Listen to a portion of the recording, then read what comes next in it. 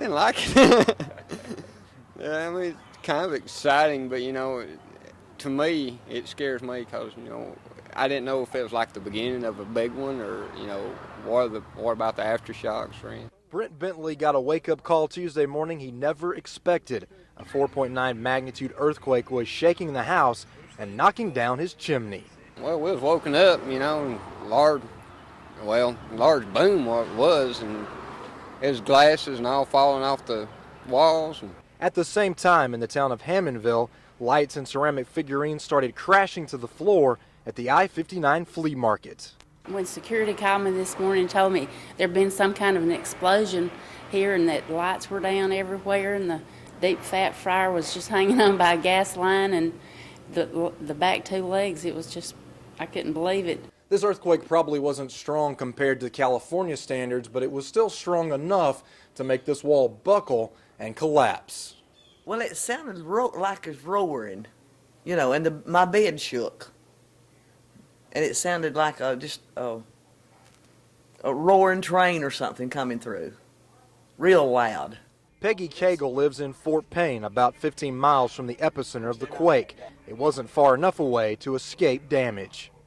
I started feeling this rumbling, and then I heard things breaking and crashing in the house, and I thought the hot water heater had exploded or something. I didn't know it was everywhere. I thought it was just in my house.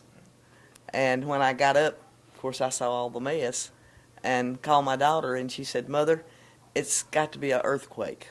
It was an earthquake, the first in DeKalb County in more than 100 years, but it was still too soon. A convenience store camera captures the rumbling that shook 7 states just before 4 Tuesday morning.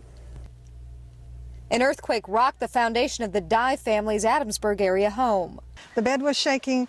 It was like a loud explosion and then followed with things throwing off of the shelves in the kitchen and my pantry. We figured it had to be an earthquake. Over 500 calls poured into area 911 centers, gridlocking Fort Payne's system for several minutes.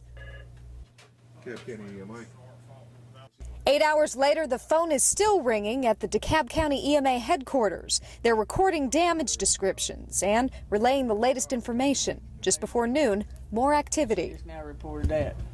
DeKalb EMA, State EOC.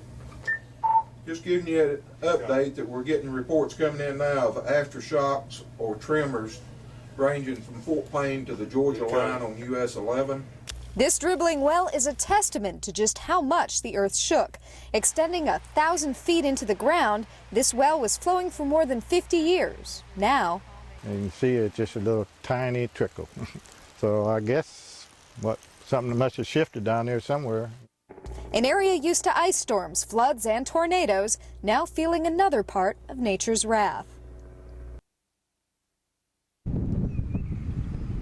Do you see what's missing from this picture?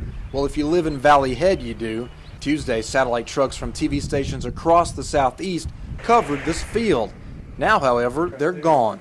But people here haven't forgotten the rumble, which shook them out of bed. And then it just shook our whole house up and down. It opened drawers in my kitchen, it moved my stove. And Cindy Greider works in the lunchroom at Valley Head School, and this is one of the places still feeling the effects from the quake. we've been using paper trays and paper forks and napkins so the kids can throw away everything they use. We won't have to wash it.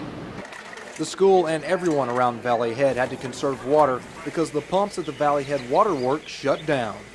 We've had floods and that kind of thing that sometimes raises turbidity levels, but nothing like happened yesterday morning. High turbidity levels is a fancy way of saying the water was muddy and it couldn't be pumped into tanks. Basically, what happened is like having a glass of water with mud in the bottom of it, and you shake it, it's going to get turbid. The water finally cleared, and by lunchtime Wednesday, the pumps were running again. And this part of DeKalb County is another step closer to recovering from the big one.